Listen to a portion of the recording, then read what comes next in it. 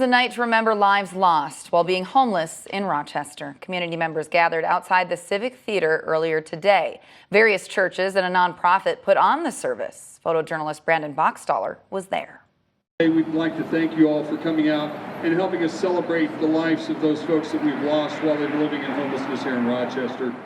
We wanted to gather the group to recognize that these are fellow human beings who have died and often forgotten simply because they don't have a home.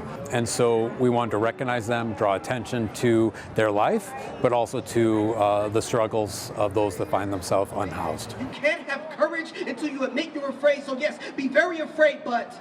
We think of not having a home as the one major thing, and then maybe with that not having a job or whatever else we can add to it. But often what we're also talking about is the absence of family connections, the absence of communities of faith that maybe they once grew up on but now feel totally separated from because there's shame tied to not having proper housing.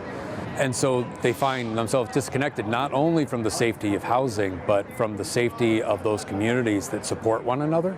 So not only do those who die not have a place necessarily to be grieved, but those who grieve don't have a place to go with their grief. Joshua Cruz.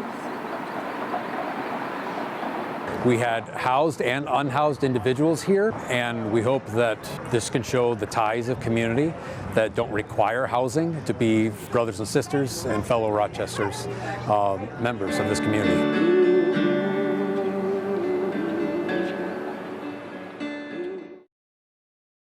A nice event. Each person recognized at today's event had a purple ribbon placed in their honor.